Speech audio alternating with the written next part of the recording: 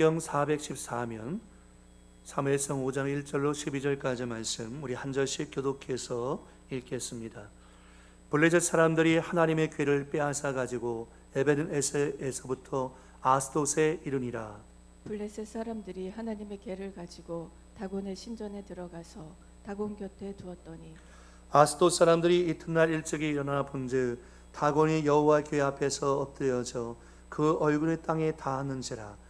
그들이 다곤을 일으켜 다시 그 자리에 세웠더니 그 이튿날 아침에 그들이 일찍이 일어나 본즉 다곤이 여호와의 궤 앞에서 또 다시 엎드러져 얼굴이 땅에 닿았고 그 머리와 그 손목은 끊어져 문지방에 있고 다곤의 몸뚱이만 남았더라. 그러므로 다곤의 제사장들이나 다곤의 신전에 들어가는 자는 오늘까지 아스돗에 있는 다곤의 문지방을 밟지 아니하더라. 여호와의 손이 아스돗 사람에게 엄중히 더하사 독한 종기의 재앙으로 아스돗과 그 지역을 쳐서 망하게 하니 아스돗 사람들이 이를 보고 이르되 이스라엘 신의 궤를 우리와 함께 있지 못하게 할지라. 그의 손이 우리와 우리 신 다곤을 친다 하고 이에 사람을 보내어 블레셋 사람들의 모든 방백을 모으고 이르되 우리가 이스라엘 신의 궤를 어찌하랴 하니 그들이 대답하되 이스라엘 신의 궤를 가드로 옮겨가라 하므로 이스라엘 신의 궤를 옮겨갔더니 그것을 옮겨간 후에 여호와의 손이 심히 큰 환란을 그 성읍에 더하사 성읍 사람들의 작은 자와 큰 자를 다쳐서 독한 종기가 나게 하신지라. 이에 그들이 하나님의 궤를 에그론으로 보내니라. 하나님의 궤가 에그론에 이른즉 에그론 사람이 부르짖어 이르되 그들이 이스라엘 신의 궤를 우리에게로 가져다가 우리와 우리 백성을 죽이려 한다 하고 이에 사람을 보내어 블레셋 모든 방백을 모으고 이르되 이스라엘 신의 궤를 보내어 그 있던 곳으로 돌아가게 하고 우리와 우리 백성이 죽임당함을 면하게 하자 하니 이는 온 성읍이 사망의 환난을 당함이라. 거기서 하나님의 손이 엄중하심으로 죽지 아니한 사람들은 독한 종기로 치심을 당해 성읍의 부르짖음이 하늘에 사무쳤더라. 아멘. 성령께서 예배를 드린 우리 모든 심령 가운데 하나님의 은혜를 부어주실 줄 믿습니다. 오늘 사무엘상 5장 6장 말씀을 가지고서 거룩하신 하나님 앞에 누가 능히 서리요 라는 제목으로 같이 말씀의 은혜를 나누기 원합니다. 우리가 지난 시간에 엘리 가문의 몰락에 대해서 같이 말씀의 은혜를 살펴보았습니다. 사무엘을 소명하신 하나님께서 엘리 가문에 어떤 일이 일어날 것인지에 대해서 이미 알려주었고 엘리는 그것을 하나님의 선하신 뜻대로 이루어지게 해달라고 그것을 수용했습니다. 사무엘상 4장 말씀 가운데서 전쟁이 있는데 그 전쟁에서 이스라엘 백성들이 아벡 전투에서 3,000명이 죽게 되어집니다. 이스라엘 장로들이 어찌 연고로 우리가 이 전투에서 졌나라고 하면서 의논한 끝에 하나님의 언약궤를 실로에서 가져오자라고 결론을 내립니다. 그래서 실로에 있는 하나님의 언약궤를 가져와서 홈리와 비느하스가 그 곁에 서 있습니다. 그런데 그 전투에서 3만 명의 이스라엘 백성들이 다 죽게 되어집니다. 그리고 실로는 파괴되어지고 블레셋 사람들이 이스라엘 깊은 진영 가운데 자신의 파수대를 세우게 되어집니다. 그때부터 다시 이스라엘 백성들은 블레셋의 압제 가운데 놓여지는 그런 상황 가운데 있게 되어집니다. 하나님의 궤가 빼앗기고 엘리 가문을 몰락하고 엘리는 넘어져서 목이 부러져 죽고 비느하스의 아내였던 엘리의 며느리는 그 비느하스가 죽었다는 소식을 듣고서 해산하다가 죽고 아이를 낳았는데 그 아이의 이름을 이가봇, 하나님의 영광이 떠났다라고 말씀하고 있습니다. 그러고 난 다음에 4장 5장에서 이 하나님의 영광이 떠난 이스라엘 백성 가운데 있는 이 언약궤가 블레셋 진영 가운데서 어떤 일이 일어났는가라는 것을 말씀하고 있습니다. 근데 오늘 우리가 이 말씀을 우리가 유심히 잘 살펴볼 이유가 있습니다. 이 건물로서의 교회가 하나님의 임재가 없다면 더 이상 성전이라고 하기는 어렵죠. 이스라엘 백성들에게는 그것이 하나님의 임재의 상징이었던 언약궤였지만 이 블레셋 진영에 있는 이 이방인들에게는 그것은 그냥 궤였을 뿐이었을 겁니다. 그런데 하나님의 영광, 이가봇, 하나님의 영광이 떠나가 버린 언약궤는 그냥 궤짝에 지나지 않다는 것입니다. 그런데 이스라엘 백성들은 그 궤짝에 지나지 않은 것을 가지고서 전쟁에서 승리할 수 있다는 미신적 생각을 가지고서 전쟁터에 나갔던 것을 보게 됩니다. 이것이 그들의 잘못된 모습인 거죠. 그래서 지금 이제 그들에게는 하나님의 영광이 떠나서 이 언약궤가 아무런 능력을 발휘할 수 없는 그런 괴짝에 지나지 않았지만, 그렇다고 해서 하나님의 능력이 없는 것은 아닙니다. 이 언약궤가 블레셋 땅에 들어가서, 특별히 아스돗에 들어가서 그것을 다곤 신당 옆에 세워놨는데, 그것이 하나님의 능력을 발하여서 하나님께서 살아계신 하나님인 것, 온 우주 만물을 통치하시고 만유의 주가 되시다는 것을 하나님 자신이 자기 증명을 해내시는 것을 오늘 말씀을 통해서 발견하게 되어집니다. 그래서 오늘 본문은 이렇게 시작합니다. 오늘 본문은 블레셋 사람들이 하나님의 궤를 빼앗아 가지고 에벤에셀에서부터 아스돗에 이르니라. 블레셋 사람들이 하나님의 궤를 빼앗았다는 거죠. 하나님의 임재와 언약의 상징이었던 이 언약궤가 우상 숭배의 땅으로 전리품이 되어서 지금 가져갔다는 것입니다. 얼마나 여러분 이것이 수치스러운 일입니까? 굉장히 수치스러운 일이죠. 블레셋 사람들은 이 일을 담대하게 행했고, 자신들이 처음 이 하나님의 언약궤가 들어왔을 때 블레셋 사람들은 굉장히 두려워했습니다. 그런데 전쟁에 이기고 나니까 이 언약궤가 전리품에 지나지 않았습니다. 그리고 자기들이 섬기고 있는 우상 다곤이 이 하나님보다 더 강하다라고 그들은 확신했습니다. 블레셋 사람들이 이때 이 여호와의 궤를 어디로 가져갔냐면 다곤 신당으로 가져가서 다곤 옆에다가 세워놓습니다. 왜냐하면 그것을 전리품으로 다곤에게 경배하면서 그것을 바친 거죠. 일종의 예물로서 이 언약궤를 다곤 신당에 바쳤던 것입니다. 그래서 2절 말씀 가운데 보니까 블레셋 사람들이 하나님의 궤를 가지고 다곤의 신전에 들어가서 다곤 곁에 두었더니, 하나님의 궤, 언약궤를 가지고서 다곤 신전에 들어가서 어디에 두었냐면 다곤 곁에 두었다라고 얘기합니다. 이것은 그들이 전쟁에서 승리했다는 것에 대해서 다곤에게 감사하고, 이 다곤이 하나님보다 더 우월하다는 것을 상징적으로 그들이 지금 예물로서 드리고 있는 것을 보게 됩니다. 여러분, 이 다곤이라는 신은 어떤 신이었냐면, 이 고대에서 이 블레셋 사람들이 섬겼던, 특별히 이제 메소포타미아나 아수르 베니게 지역에서 섬겼던 우상이었습니다. 그래서 이 다곤이라는 말이 물고기라는 뜻을 지닌 다그에서 파생되었다고 생각하면, 이것이 물과 물고기를 토템으로 한 신으로서 자연의 활력이나 무수한 번식력을 상징하는 풍요와 해양의 신으로 해석하는 사람도 있습니다. 그러나 이제 근자에 이르러서는 곡식과 곡물의 신으로 설명하고 있어요. 그의 모양은 그렇지만 머리는 이제 몸은 사람의 몸, 수염이 나 있고 사람의 몸이지만 아래에는 이제 물고기 형상을 하고 있는 다곤신이었습니다. 다곤신. 그런데 그 다음 날 신기한 일이 일어납니다. 놀라운 일이 일어납니다. 이 블레셋 사람들이 다곤 신전에 들어가서 그것을 다곤에게 예물로 바치고 다곤신 곁에 세워놨어요. 그 다음 날 3절 말씀 가운데 보니까 아스돗 사람들이 이튿날 일찍이 일어나 본즉 다곤이 여호와의 궤 앞에서 엎드려져 그 얼굴이 땅에 닿았는지라 그들이 다곤을 일으켜 다시 그 자리에 세웠더니라고 얘기합니다. 참 우스운 광경이 펼쳐집니다. 어떤 광경이었냐면 그 다음날 이튿날 아침에 가서 보니까 이 하나님의 언약궤 옆에서 이 다곤 신상이 엎드려져 가지고 코를 땅에 박고 있는 것입니다. 그런데 이 블레셋 사람들이 어떻게 했어요? 그 다곤 신상을 일으켜서 세우는 거죠. 여러분, 이것이 우상의 실체입니다. 우상은 어리석은 형상이죠. 인간이 자신의 욕심과 탐욕으로 만들어낸 형상인 것인데 어떤 신이 인간의 부축을 받아서 세워져야 합니까? 인간의 손으로 만들어져야 합니까? 그것은 인간이 만들어낸 탐욕이고 헛된 우상이고 그들을 도울 수 없는 형상에 지나지 않은 것입니다. 그냥 돌덩어리, 그냥 금붙이에 지나지 않은 거죠. 그런데 이 다곤 신상을 그들이 세워놨습니다. 근데 4절 말씀 가운데 보니까 그 이튿날 아침에 또 보는 거예요. 그들이 일찍이 일어나 본즉 다곤이 여호와의 궤 앞에서 또다시 엎드려져 얼굴이 땅에 닿았고 그 머리와 두 손목은 끊어져 문지방에 있고 다곤의 몸뚱이만 남았더라. 그러니까 어제는 다곤이 엎드려져 있었는데 그 다음날 일어나 보니까 다곤의 머리와 두 손목은 끊어져 문지방에 있고 다곤의 몸뚱이만 남아져 있는 그와 같은 상태였습니다. 너무너무 깜짝 놀라는 상황이었던 거죠. 여기서 엎드려지다는 것은 주인 앞에서 종이나 군왕 앞에서 봉신이 신 앞에서 사람들이 경배할 때의 자세를 의미합니다. 그러니까 다곤 신상이 엎드려져 가지고 하나님의 언약궤 앞에 엎드려져 있다라는 것은 항복하다라는 의미를 나타내고 있는 것입니다. 여러분, 우상은 헛된 것이기 때문에 그것은 결코 사람을 도울 수 없는 것입니다. 하나님 앞에서 그것은 아무것도 아닌 거죠.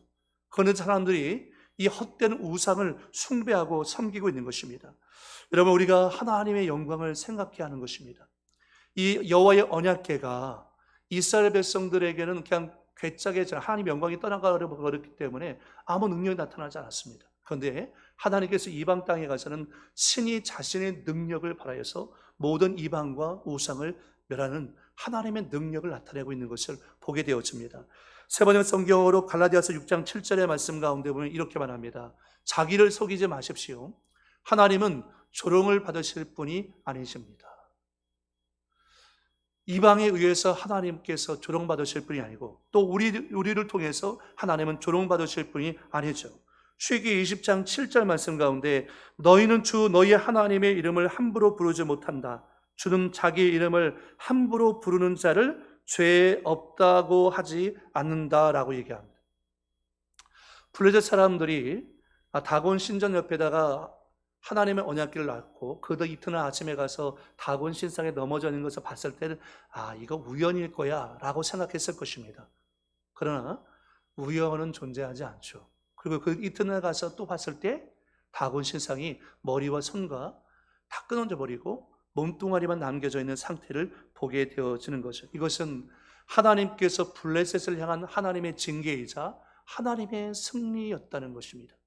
이스라엘 백성들은 하나님을 신실하게 섬기지 못하고 우상 숭배하고 죄 짓고 있기 때문에 그 징계 차원에서 전쟁에서 져서 3,000명, 3만 명이 죽어나갔지만 하나님은 블레셋 땅에 들어가서 친히 자신의 영광을 드러내면서 그 블레셋 사람들을 징계하시고 하나님의 승리를 나타냈던 것을 보게 되어집니다. 그러면서 다곤의 머리를 끊고 그의 손목을 끊었다는 거죠. 머리라는 것은 그의 상상, 생각, 지혜를 상징하고 손목이라는 것은 활동과 능력을 상징하는데 그의 모든 활동과 생각을 다 끊어버린 것입니다. 이것을 통해서 하나님은 우상이 얼마나 헛된 것인가라는 것을 그들 가운데 보여주는 거죠. 여러분, 우리가 출애굽기 말씀 가운데도 보면 이스라엘 백성들이 애굽에서 출애굽할 때 하나님께서 10가지 재앙으로 그들을 징계하셨습니다. 이것을 우리 피리일이 악종 우기함자라고 외웠죠. 이 10가지의 재앙을 갖고서 하나님께서 애굽을 징계할 때 이 10가지의 재앙은 그냥 재앙이 아니라 애굽 사람들이 섬기고 있던 신들을 상징하는 것들이었습니다. 애굽 사람들이 섬기고 있었던 그 우상들을 하나님께서 일일이 하나하나 파괴하시면서 징계 차원에서 그것을 내리고 있던 것을 보게 됩니다. 기드온도 마찬가지였죠. 기드온이 이름이 여룻바알이라는 이름을 갖고 있었던 것은 바알이 깨졌기 때문이죠. 부서졌기 때문이죠. 우상은 우리를 도울 수 없는, 사람들을 도울 수 없는 헛된 것인데 수많은 사람들이 이 헛된 우상 앞에 머리를 조아리면서 자기를 도와달라고, 자기에게 복을 달라고 구하고 있는 것입니다. 이것이 얼마나 헛되고 어리석은 것입니까?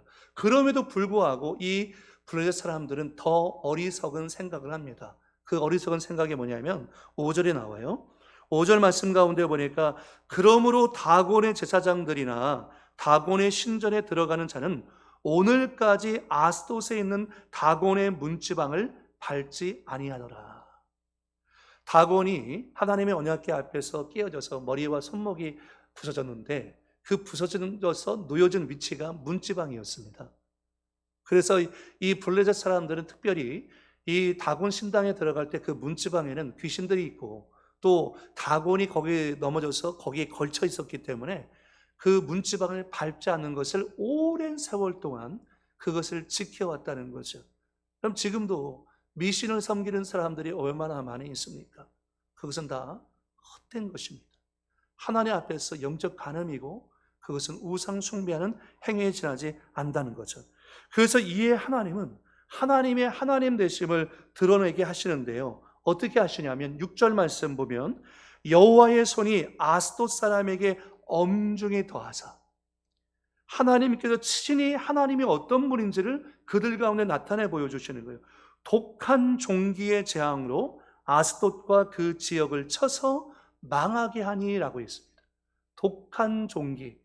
이 독한 종기가 나중에 나올 때 어떤 그 쥐의 모양을 하고 있는 것을 봤을 때 페스트의 일종이나 쥐로 인해서 다가오는 어떤 페스트의 일종이나 이 외모상에 했을 때 피부 질환의 모습을 가지고 있는 그런 종기였던 것입니다.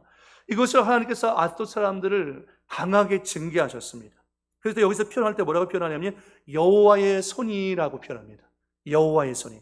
그래서 5장 말씀 가운데 보면 여호와의 손, 그의 손이, 여호와의 손이 그들에게 환난을 내렸다라는 표현이 자주 등장합니다. 하나님의 손이라는 것은 하나님의 능력이 나가는 통로와 같은 것입니다. 하나님께서 친히 이방 땅 가운데서 자기 영광을 드러내고 하나님의 능력과 하나님의 어떤 분인지를 지금 나타내심으로 말미암아 하나님의 영광을 드러내고 계시는 장면을 말씀 가운데 보여주고 있는 것입니다. 그래서 여호와의 손이라는 표현은 하나님의 능력과 권세를 상징하는 표현이라는 거죠.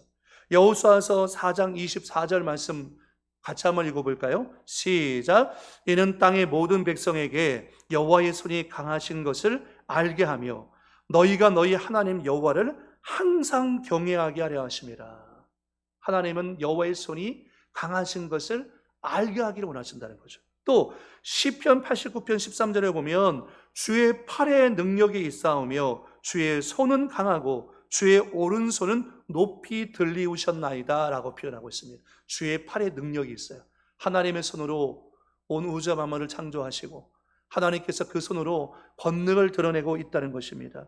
이 하나님의 손이 다곤에게 블레셋 사람들에게 나타났다는 것입니다. 그래서 그들을 황폐하게 하고 그들을 고통 가운데로 하나님께서 밀어 넣으셨다는 거죠. 그래서 이 독한 종교였던 이 다곤 아스돗 사람들이 너무 충격적이었습니다. 그래서 그 사람들이 어떻게 했냐면 여호와의 손이, 그의 손이 우리와 우리 다곤 신을 쳤다. 그래서 사람들을 보내어서 블레셋 사람들의 모든 방백들을 모으고서 회의를 합니다. 뭐라고 얘기하냐면 우리가 이스라엘 신의 괴를 어찌하랴? 이거 어떻게 했으면 좋겠냐? 이것 때문에 우리 다곤 신이 부서졌고 이것 때문에 우리가 악한 종기가 발생했는데 이거 어떻게 했으면 좋겠냐?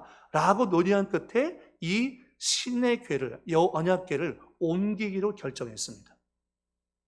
그래서 어디로 옮기냐면 가드라는 지방을 옮깁니다. 블레셋의 가드라는 도시로 옮겨요. 여러분 가드 하면 떠오르는 사람이 누구냐면 골리앗이죠.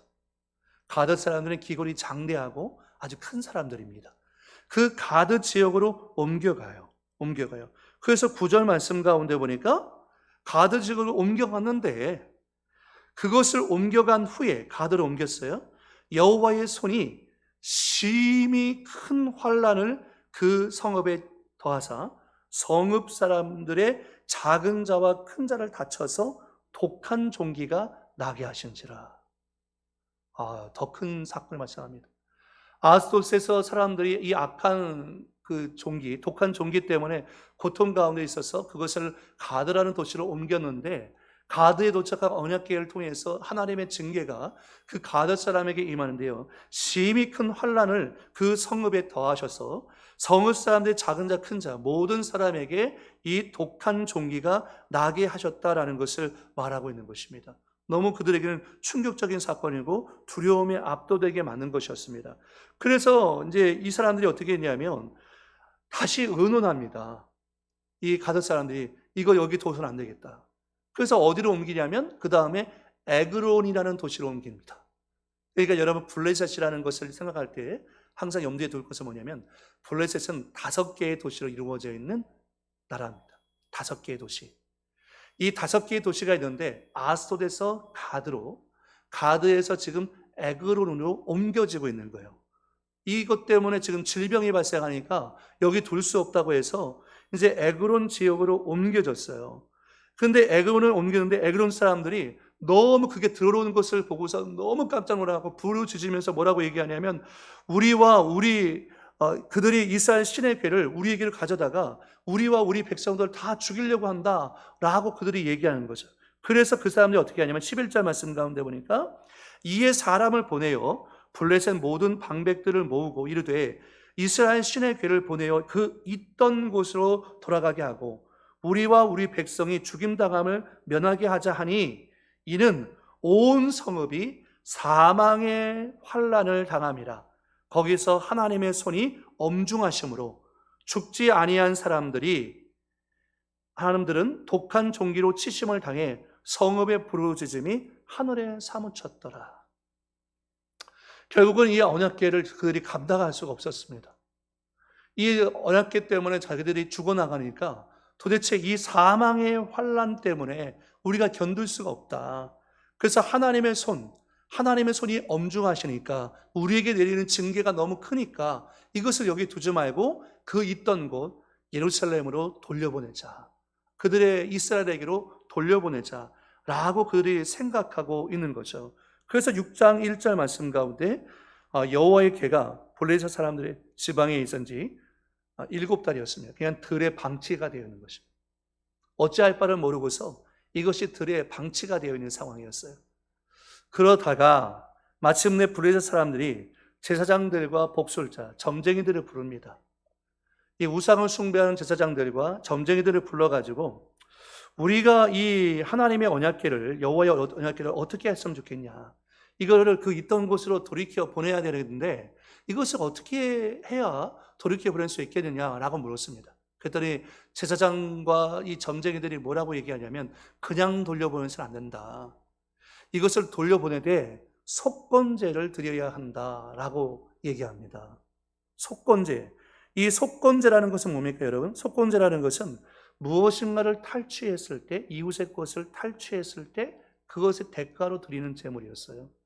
그러니까 이 블레셋 사람들이 뭐라고 생각했냐면 우리가 이것은 이스라엘의 것인데 우리가 이것을 탈취했기 때문에 하나님께서 우리에게 징계를 내리셨다. 그렇기 때문에 이런 속건제를 우리가 드려야 한다라고 하면서 속건제로 제물을 드리고 또 거기다가 이 속건제를 드리면서 방백과 도시와 방백의 수요대로 금 독종 5, 금쥐 5마리를 함께 돌려보내자라고 생각을 한 겁니다. 그러면서 그들이 이제 뭐라고 얘기를 하냐면 너희의 독한 종기의 형상과 땅을 해롭게 하는 주의 형상을 만들어 이스라엘 신께 영광을 돌리라. 그러니까 그들은 뭐 우상 숭배자였기 때문에 하나님을 많은 신 가운데 하나의 신으로 생각했죠. 그런데 이 징계를 멈추기 위해서 그들은 속건제물을 드리고 이 금 독종 5개 그리고 금쥐 5마리를 이것을 하나님께 돌려야 된다라고 생각합니다. 그러면서 그렇게 할 때에 그 하나님께서 자신들과 자신들의 신에 대해서 징계를 거두어 가시지 않겠느냐라고 그렇게 생각을 한 거죠. 그러면서 그들이 독특한 말을 합니다. 6절 말씀 보세요. 6절 말씀 가운데 보면 애굽인과 바로가 그들의 마음을 완악하게 한 것 같이 어찌하여 너희가 너희의 마음을 완악하게 하겠느냐. 그가 그들 중에서 재앙을 내린 후에 그들이 백성을 가게 함으로 백성이 떠나지 아니하였느냐. 그러니까 이 블레셋 사람들이 뭐에 대한 얘기를 알고 있냐면 과거 이스라엘 백성들이 애굽에서 종살이 할 때에 출애굽할 당시에 하나님께서 10가지 재앙으로 이 애굽 전역을 징계했다는 사실을 이 블레셋 사람들이 알고 있는 거예요. 그때 징계를 당하면서도 바로가 마음을 강팍해 함으로 이스라엘 백성들을 보내지 않았어요. 그래서 징계의 강도가 점점 더 강해졌던 거죠. 그러니까 그 바로처럼 우리가 우리의 마음을 강팍하게 해서 안 된다. 언제까지 우리가 마음을 강팍하게 해서 이 징계를, 이 재앙을 이게 가속화시킬 수 있겠느냐? 그럴 수 없다라는 것을 얘기하는 거죠. 그래서 그들이 방법을 생각했는데 그 방법이 뭐냐면 7절 이하에 나와요. 7절 이하에 보면 새 수레를 만들고 멍에를 한 번도 메어보지 아니한 젖나는 소 2마리를 끌어다가 이 소 2마리로 하여금서 그 수레를 메우고서 그 송아지들은 메어서 집에 돌려보내고서 어떻게 하냐면 언약궤를 그 위에다 올려놓습니다. 그런데 언약궤만 올려놓은 것이 아니라 금독종 5개와 금쥐 5개를 거기에 같이 놓고서 이것을 가게 합니다. 그러면서 그들이 뭐라고 얘기하냐면 이렇게 얘기하는 거예요. 뭐라고 얘기하냐면 9절 말씀 가운데 보니까 그들이 보고 있다가 만일 궤가 그 본지에 올라가서 벳세메스 이스라엘의 지경으로 가게 되어지면 이 큰 재앙은 그가 하나님께서 우리에게 내린 것이고, 만약에 이 소가 벳세메스로 가지 아니하면 우리를 친 것이 그의 손이 아니라 하나님의 손이 아니라 그냥 우연이겠지라고 생각하자는 거예요. 네, 우연이겠지라고 생각하는 거예요. 그런데 이 소를 풀어놨는데 이 소가 어디로 가냐면 벳세메스로 가는 것입니다. 벳세메스를 향해서 들어가고, 벳세메스에서 밀을 추수하고 있는 사람들이 그 모습을 보고서 기뻐하면서 그곳에 있었던 레위인들이 하나님께 번제와 화목제를 드리게 되어집니다. 왜 하필이면 벳세메스였냐면 벳세메스에 레위인들이 거주하고 있었어요. 레위인들이 여기저기 흩어져서 거주하고 있었지만 이 벳세메스라는 지역 가운데 레위인들이 살고 있었기 때문에 이 벳세메스 지경에 도착했을 때 레위인들이 그것을 보고서 하나님의 언약궤가 돌아오니까 너무 기뻐서 그 사람들이 여호와께 번제와 다른 제사, 아마도 화목제를 드렸을 것이다. 화목제를 하나님께 드렸던 거죠. 그래서 여러분, 법궤의 이동 경로를 한번 볼까요? 법궤의 이동 경로를 이 그림으로 한번 보게 되어지면 이제 이 이스라엘 백성들이 에벤에셀에서 그것을 빼앗깁니다. 에벤에셀이라는 지역 가운데서 그 법궤를 빼앗기죠. 그리고서 이것이 아스돗이라는 곳으로 갔다가 가드로 갔다가 에그론으로 갔다가 그 다음에 어디로 가냐면 벳세메스라는 지역으로 돌아가죠. 벳세메스라는 곳으로. 차차리 그림을 나중에 한번 살펴보시면 이렇게 법궤가 이동 경로를 따라서 움직이고 있었던 것을 보게 되어집니다. 그런데 이 벳세메스에 도착했을 때 또 하나의 사건이 발생합니다. 이것은 우리가 주의하고 경계해야 할 부분인 것입니다. 하나님의 영광이 이스라엘 지경 가운데 있을 때 이미 그들의 범죄함으로 말미암아 떠나버렸습니다. 그들이 미신적으로 그들의 행위는 회개하지 않고 하나님의 언약궤를 전쟁터로 끌고 가서 하나님의 언약궤가 전리품이 되어서 이방의 노예 생활을 하게 만듭니다. 이것은 정말 비참하고 참담한 일이었죠. 그런데 이방 땅에 갔었던 이 하나님의 언약궤가 하나님은 친히 자신의 영광을 증명하고 하나님의 능력을 나타내므로 말미암아 블레셋 사람들에게 하나님의 징계, 그들의 우상을 부수고 그들에게 징계를 내리셨습니다. 그래서 결국은 그들이 감당할 수 없어서 그들이 이 언약궤를 다시 이스라엘의 지경으로 돌려보냈습니다. 그리고 이 벳세메스 사람들이 어떤 행동을 취했냐면요, 19절 말씀 가운데 보니까 벳세메스 사람들이 여호와의 궤를 들여다본 까닭에 그들을 치사 5만 70명을 죽이신지라. 여호와께서 백성을 쳐서 크게 살육하셨으므로 백성이 슬피 울었더라. 백성들이 영적인 자세와 태도가 어떠했는가라는 것을 우리가 미루어 알 수 있습니다. 나중에 이제 다윗이 언약궤를 가져오려고 했을 때 베레스 우사라는 사건이 있죠. 우사라는 집에서 이 언약궤가 있다가 그것이 성 안으로 들어올 때 우사가 언약궤를 만졌을 때 하나님께서 베레스라는 말이 치다라는 의미예요. 치다. 그러니까 베레스 우사라는 것은 하나님께서 우사를 쳤다라는 뜻이거든요. 망령되이 행했던 이 우사를 하나님께서 징계하셨음을 말씀하고 있는 것입니다. 하나님의 언약궤는요, 율법에 기록되기를 절대로 누구든지 함부로 그것을 만질 수 없습니다. 레위인이라 할지라도 이 언약궤는 만질 수가 없어요. 여호와의 궤를 들여다본다는 것은 하나님의 거룩하심을 범하는 것이기 때문에 엄격히 금지가 되어 있어요. 민수기 4장 18절 이하에 보면 이렇게 말씀하십니다. 너희는 고앗 족속의 지파를 레위인 중에서 끊어지게 하지 말지니 그들이 지성물에 접근할 때에 그들의 생명을 보존하고 죽지 않게 하기 위하여 이같이 하라. 아론과 그의 아들들이 들어가서 각 사람에게 그가 할 일과 그가 맬 것을 주의하게 할지니라. 그들은 잠시라도 들어가서 성소를 보지 말라. 그들이 죽으리라. 언약궤는 궤를 깨어서 어깨에만 매게 돼 있어요. 그것을 만지거나 들여다봐서는 안 됩니다. 왜냐하면 그것은 하나님의 거룩함을 도발하는 것이었거든요. 벗은 것이었거든요. 그런데 벳세메스 사람들이 이것을 생각하지 못하고 그것을 들여다본 것입니다. 그래서 여기 여러분 갖고 계신 성경에 5만하고서 가로치고서 70명 되어 있는데 성경학자들은 5만 명이라고 생각하지 않고 70명을 쳤을 것이다 라고 생각을 하고 있습니다. 이 죽은 것 때문에 이스라엘 사람들이 슬퍼하고 울고 있는 거죠. 여러분, 그럼 이 벳세메 사람들이 그것의 내부를 들여다보는 것은 어떻게 보면 사악한 세속적 호기심 때문이었습니다. 그 같은 호기심은 결국 하나님을 어떻게 여긴 것입니까? 가볍게 여긴 거예요. 하나님을 가볍게 여길 뿐만 아니라 하나님의 말씀을 가볍게 여기기 때문에 그와 같은 어처구니 없는 행동을 한 것입니다. 여러분, 우리도 마찬가지죠. 우리도 하나님을 가볍게 여기고 하나님의 말씀을 가볍게 여기고 공동체를 가볍게 여기면 하지 말아야 할 죄악의 모습을 우리가 서슴지 않고 하면서도 그게 죄인 줄 모르고 깨닫지 못하는 것입니다. 그런데 이 벳세메스 사람들이 이것을 모르는 거죠. 그냥 호기심으로 그것을 들여다본 것입니다. 그런데 그것은 비단 호기심이 아니라 하나님의 거룩하심을 넘어서는 것이었고 그것은 하나님을 만홀히 여긴 결과였다는 것입니다. 따라서 하나님께서는 그 괴를 전리품 취급한 블레셋을 징벌하셨듯이 그 괴를 단순히 세속적 구경거리로 삼았던 이 벳세메스 사람들을 쳐서 그들을 그 자리에서 죽게 만드셨다라는 것을 말씀하고 있는 것입니다.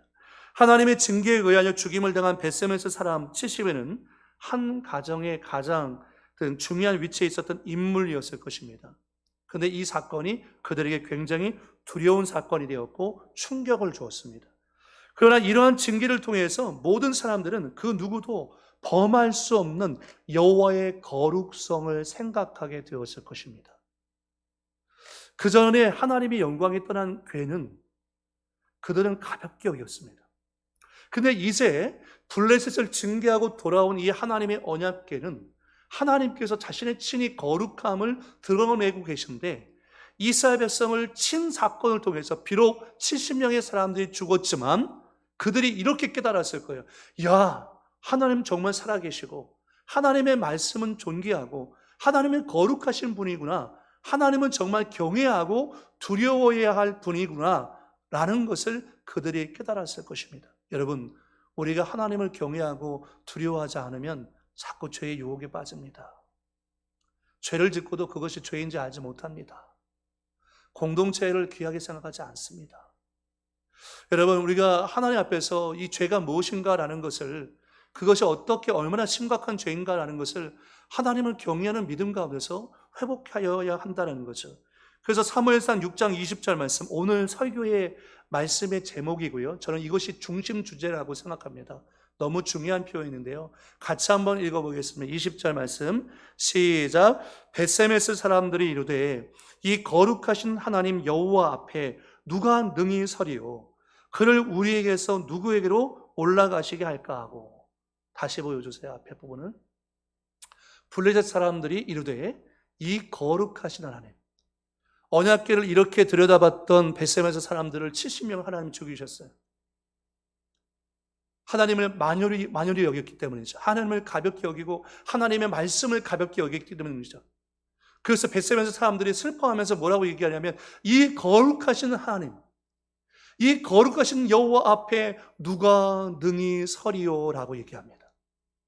여러분, 이 거룩하신 하나님 앞에 누가 설 수 있을까요? 제가 하나님의 은혜를 받고 난 다음에 과거에 거룩이라는 것을 정말 깊이 한번 묵상해 봤습니다. 아니, 거룩하지 못한 내가 이 거룩이라는 단어를 입에 담는 것조차 사실 불가능하죠. 하나님이라는 이 단어를 우리가 담을 수 없는 죄인이었는데 우리가 이 거룩하신 하나님이라고 고백할 수 있는 것은 오로지 예수님의 십자가의 보혈의 공로, 하나님의 우리 가운데 베푸신 은혜 때문인 것입니다. 이것이 아니면 우리가 설명할 길이 없는 것입니다. 하나님의 은혜 때문인 거죠. 그런데 우리가 하나님의 거룩하심을 너무 가볍게 여기고 있어요. 그러니까 우리가 자꾸 하나님께서 명령하지 않는 일들을 하게 되는 것입니다. 우리가 두려워할 자를 두려워해야 하는데 하나님의 거룩하심을 깊이 묵상하지 않다 보니 하나님을 두려워하지 않습니다. 하나님을 경외하지 않습니다. 그래서 현대 그리스도인들이 우리의 신앙을 바로잡기 위해서 회복해야 할 것이 뭐냐면 이 하나님의 거룩함, 하나님을 향한 건강한 두려움, 경외심이 회복되어져야 우리가 죄짓지 않고 하나님의 하신 말씀을 귀하게 여기는 것입니다. 하나님이 하라고 하면 하면 됩니다. 하나님이 하지 말라고 하면 안 해야 하는 것입니다. 왜냐하면 그것은 그냥 잔소리가 아니에요. 그것은 하나님의 엄중한 말씀이기 때문인 것입니다. 그런데 많은 그리스도인들이 이 하나님의 말씀을 가벼이 여겨요. 그래서 마치 벳셈에서 사람들이 언약궤를 이렇게 들여다본 것처럼 우리도 괜찮겠지라고 하면서 세상과 타협하며 범죄하고 죄를 짓게 되어진다는 것입니다. 여러분, 누가 능히 서리요? 감히 하나님을 받아 모실 수 없는 하나님의 절대적 거룩성과 인간의 철저한 부패성을 시인하는 말임에 틀림없습니다. 벳셈에서 사람들이 자신들이 징계를 당한 분명한 이유를 모르고 있었고, 또는 그들에게 언약궤와 관련해서 미신적인 생각이 다분히 그들에게도 있었을 것입니다. 그래서 하나님은 그들의 이 잘못된 생각을 그냥 두실 수가 없었습니다. 왜냐하면 그들이 잘못된 생각을 징계하지 않으면 그들은 계속 돌이킬 가능성이 없는 패역한 백성이었기 때문입니다. 그래서 여러분, 때때로 우리가 죄를 졌을 때 징계를 받는 것은 오히려 하나님의 사랑의 매죠. 사랑의 매죠. 그것은 오히려 우리가 수용해야 될 부분인 것입니다. 우리가 성경 말씀을 제가 한번 살펴봤어요. 누가 능히 서리요? 이 거룩하신 하나님 앞에 누가 능히 설 수 있겠는가라고 하는 것을 묵상하면서 성경을 창세기부터 요한계시록까지 한번 쭉 살펴봤어요. 그래서 성경 말씀 가운데 그와 같은 비슷한 표현들이 굉장히 많은데, 욥기 말씀 가운데 보면 욥기 23장 13절에 보면 이런 말씀이 있어요. 그는 뜻이 일정하시니 누가 능히 돌이키랴. 그의 마음에 하고자 하시는 것이면 그것을 행하시나니 그런즉 내게 작정하신 것을 이루실 것이라. 이런 일이 그에게 많이 있느니라.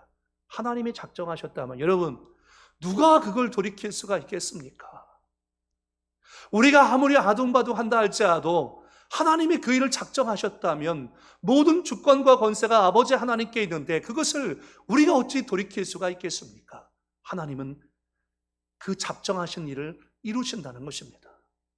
하나님 앞에, 이 거룩하신 하나님 앞에 누가 능히 설 수 있고, 누가 그 하나님의 뜻을 누가 능히 돌이킬 수 있고, 역대하 2장 6절 말씀 가운데 보니까요, 누가 능히 하나님을 위하여 성전을 건축하리요? 솔로몬이 한 말이죠. 누가 능히 하나님을 위하여 성전을 건축하겠습니까?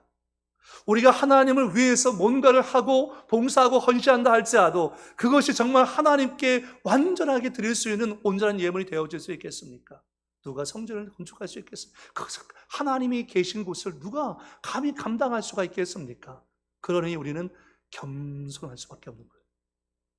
우리는 감당할 수 없어요. 그래서 겸손한 거예요. 겸손할 수밖에 없는 거죠. 또 말라기 3장 2절 말씀 가운데 보니까 그가 임하시는 날을 누가 능히 당하며 그가 나타나는 때에 누가 능히 서리요? 마지막 때에 하나님께서 심판주로 우리 가운데 임하실 때 그 심판주로 임하시는 하나님 앞에 누가 능히 당하며 누가 능히 설 수 있겠습니까? 누가 설 수 있을까요? 오직 예수님의 보배로우신 피로 말미암아 죄 사함을 받은 사람만이 하나님 앞에 나가 설 수 있다는 것입니다. 나의 의가 아니라 예수님의 십자가의 보혈의 공로와 그 의를 의지하고서 우리가 하나님 앞에 나아갈 수가 있는 것입니다. 예수님의 길이요 진리요 생명이 우리 가운데 되어주셨기 때문인 것입니다. 오늘 우리가 주 앞에 나가서 이게 예배할 수 있는 것, 누가 여러분 감히 하나님 앞에 예배할 수 있겠습니까? 누가 감히 거룩하신 하나님 앞에 예배하며 찬양하며 기도하며 하나님을 봉사하고 섬길 수 있겠습니까? 예수님의 보배로우신 피로 말미암아 죄 사함을 받고 거듭난 그리스도인만이 하나님 앞에 나아가 그분께 경배하고 그분을 예배하고 주님을 찬양하는 삶을 살아갈 수가 있는 것입니다. 거룩하시는 하나님 앞에 누가 능히 서리요? 누가 능히 서리요? 이 짧은 구절이지만 여러분의 마음판 가운데 새겨질 수 있기를 정말 예수의 이름으로 축복합니다. 요한계시록 6장 17절 말씀 같이 읽어볼까요? 시작. 그들의 진노의 큰 날이 이르렀으니 누가 능히 서리요? 요한계시록에 일어나는 이 마지막 사건들을 보면서도 이 증노의 큰 날 가운데 누가 능히 설 수 있겠는가? 어린 양 예수의 보혈의 피로 깨끗함을 입은 사람만이 설 수 있습니다. 하나님께 나아갈 수 있습니다. 여러분, 때때로 우리는 잊어버릴 때가 있어요. 내가 이 거룩하신 하나님 앞에 나가는 거 누가 감당할 수 있겠습니까? 예수의 보혈로 깨끗함을 입은 사람만이 이것을 감당할 수 있는데 그 예수 그리스도의 보혈의 공로를 값싸게 취급할 때가 있어요. 아무런 감격과 감동 없이 예배드릴 때가 있어요. 아니죠, 여러분. 이 거룩하신 하나님 앞에 누가 과연 설 수 있겠습니까? 설 수 없는 우리는 죄인인데 우리로 하여금 서게 한 것은 하나님께서 아들이신 예수님 이 땅 가운데 보내시고 예수님께서 그 보배로우신 피를 십자가에서 쏟으셨기 때문에 우리가 하나님의 보좌 앞에 나갈 수 있는 거예요. 하나님은 엄청난 대가를 지불하신 것입니다. 여러분, 우리가 이 은혜를 값싸게 취급해서는 안 되는 것입니다. 마음판에 우리가 다시 한번 새겨볼 수 있기를 바랍니다. 새겨볼 수 있기 바랍니다. 오늘 이제 이 사무엘상 5장, 6장을 짧은 시간 안에 우리가 이렇게 통과하면서 말씀 같이 묵상했는데 이 5장과 6장 말씀을 참 깊이 생각할 때 다음 주에 있을 7장이 정말 은혜가 되어지는 거예요. 이 역사적 분위기, 하나님의 괴가 그들에게 어떤 의미인지를 이해하고 생각해야 7장 말씀 가운데 영적인 각성과 영적인 부흥의 역사, 미스바 성회가 이루어지는 것입니다. 이 거룩하신 하나님 앞에 과연 누가 설 수 있겠는가라는 이 질문이 없는 사람은 미스바 성회에 참여할 수 없습니다. 그러나 이 거룩하신 하나님 앞에 과연 누가 설 수 있겠는가라는 이 질문이 있는 사람이 미스바 성회에 들어가서 그 하나님 앞에 통렬한 회개와 영적 각성과 부흥을 체험할 수 있게 되어지는 것입니다. 이제 벳세메스 사람들은 이 증기를 통해서 너무 충격을 받았습니다. 이 거룩하신 하나님 일, 거룩하신 여호와 앞에 누가 능히 서리오. 그래서 그들이 회의를 한 끝에 어떻게 했냐면 그 언약궤를 자기들의 땅에서 기럇 여아림으로 이동하게 만듭니다. 기럇 여아림. 왜냐하면 이 기럇 여아림도 이 벳세메스나 기럇 여아림도 블레셋의 정치적인 영향력 가운데 있었던 동네들이었어요. 그러니까 이 벳세메스 사람들이 이 정치적인 해법을 두고서 이것을 안쪽 깊숙이 보는 것이 아니라 블레셋의 정책 영향력 가운데 있는 가까운 거리인 우리와 비슷한 기럇 여아림으로 이 언약궤를 보내자라고 그들이 생각을 한 거죠. 그리고서 이 법궤가 언약궤가 기럇 여아림을 향해서 떠나게 되었습니다. 그러니까 여기서 봤을 때 이스라엘 백성들의 이 죄상이 얼마나 하나님 보시기에 심각했는가라는 것을 우리가 알죠. 사실 여러분 그렇습니다. 우리는 우리 자신을 잘 모르죠. 우리가 의로운 것 같지만 사실 하나님 앞에서 죄인이 아닌 사람이 없습니다. 우리는 모두가 다 하나님 앞에서 죄인이죠. 그러니 우리는 이 벳세메스 사람들 같은 이런 고백 안 할 수 없습니다. 거룩하신 여호와 앞에 누가 능히 설 수 있겠습니까? 우리의 의로는 하나님의 앞에 설 수 없습니다. 그런데 오직 예수 그리스도의 보혜사 성령님을 의지하고서 우리가 하나님 앞에 나아가게 되어지는 것입니다. 이 귀한 은혜 여러분 마음판에 새기시기를 축복합니다. 마지막 심판날에 잘하였도다 착하고 충성된 종이라고 우리가 설 수 있는 것은 오직 하나님의 은혜 아니면 안 됩니다. 그리고 여러분 하나님을 향한 경외심을 회복하십시오. 세속적 호기심으로 하나님을 만홀히 여기고 하나님을 가벼이 여기고 하나님의 말씀을 가벼이 여겨서 죄짓고 범죄하지 마십시오. 주 앞에 진실하고 거룩한 그리스도인으로 살아갈 수 있기를 예수님의 이름으로 축복을 드립니다. 기도하겠습니다. 살아계신 아버지 하나님, 오늘 우리의 마음 가운데 회복의 은혜가 있기를 원합니다. 이가봇 하나님의 영광이 떠나버린 이스라엘 언약궤는 그냥 괴짜게 지나지 않았습니다. 이스라엘 백성 안에 있을 때 하나님의 언약궤는 괴짜게 지나지 않았지만 하나님은 그것이 블레셋 땅의 전리품으로 취해졌을 때 하나님은 하나님의 하나님 되심을 신이 자기 증명을 통해서 보여주셨습니다. 다곤 신상을 깨뜨리셨고 아스돗과 가드와 에그론 사람들에게 악한 독종을 내리셔서 그들을 징계하셨습니다.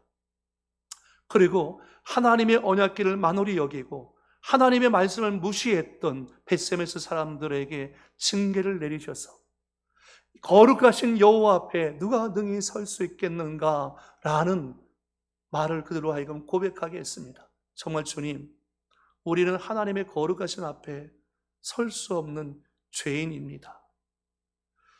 매일매일 순간순간을 살아가면서 정말 주님의 마음을 아프게 하며 살아갈 때가 너무도 많이 있습니다. 주님, 우리를 주님의 보혈로 정결하게 하시고 성령의 불로 우리의 헛된 마음들을 불태워 주셔서 하나님을 가벼이 여기지 않게 하시고 하나님을 경외하게 하시고 말씀을 존중하며 그 말씀을 지켜 행할 수 있는 신실한 그리스도인의 삶을 살아갈 수 있도록 아버지 인도해 주옵소서. 그날에 부끄럽지 않도록 우리가 이 하루하루를 소중하게 생각하며 하나님의 나라와 공동체와 교회와 주님의 사역들을 귀하게 여길 수 있는 우리의 성도들이 될 수 있도록 인도해 주옵소서. 주께서 함께해 주실 줄 믿사옵고 예수님의 이름으로 기도드리옵나이다. 아멘. 여러분, 말씀을 생각하면서 한 목소리에 기도하겠습니다. 주님, 거룩하신 하나님 앞에, 신실하시고 참이신 하나님 앞에 누가 과연 능히 설 수 있겠습니까? 우리의 의로는 설 수 없습니다. 왜냐하면 우리는 죄악투성이기 때문입니다. 오직 예수님의 십자가의 보혈의 은혜, 아버지께서 우리 가운데 주신 은혜 아니면 설 수 없습니다. 이 시간 주님의 보혈을 의지하고 하나님 보좌 앞으로 나아가십시다. 주님의 보혈을 붙잡읍시다. 우리의 마음을 생각하고 기도의 제목을 놓고서 주여 일창하고 한 목소리로 기도하겠습니다. 주여 전능하시고 원하시는 아버지 하나님, 우리 마음 가운데 아버지 하나님의 은혜를 부어주시기 원합니다. 여호와를 경외하는 믿음을 회복하여 주시기 원합니다.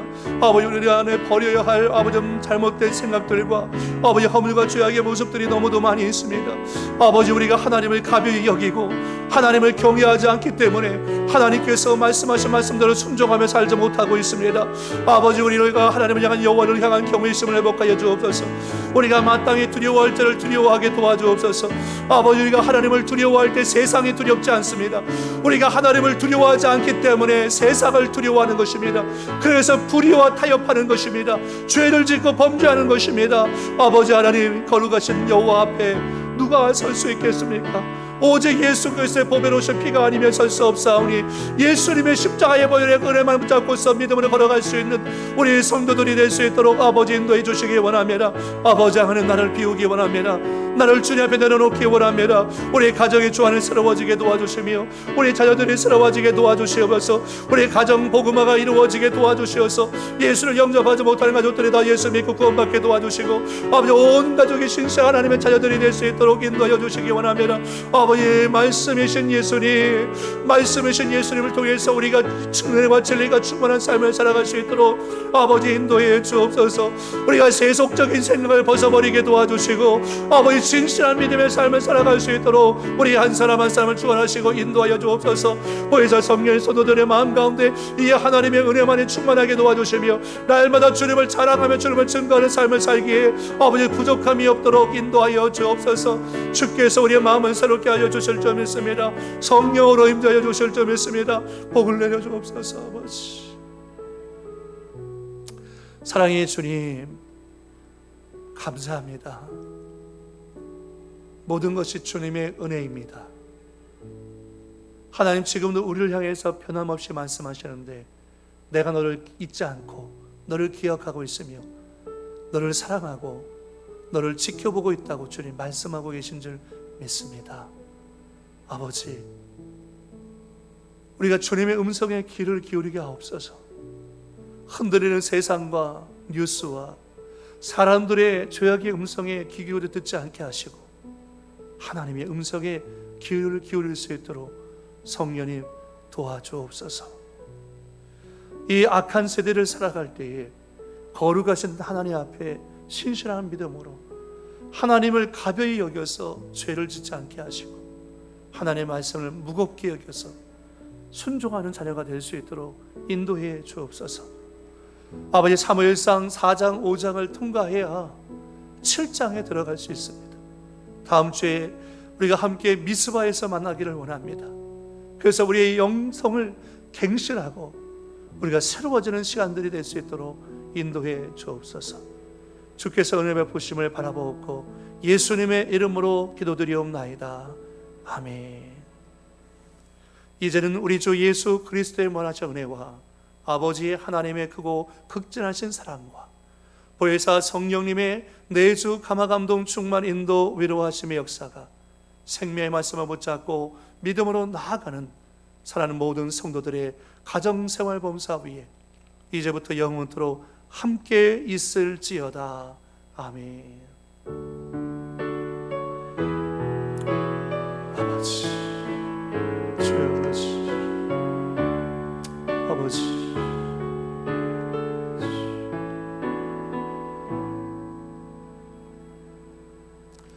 할렐루야. 하나님께 영광의 박수 드리겠습니다. 하나님 감사합니다. 남은 한 주간도 여러분 잘 보내시고 승리하시기를 예수님은 축복합니다.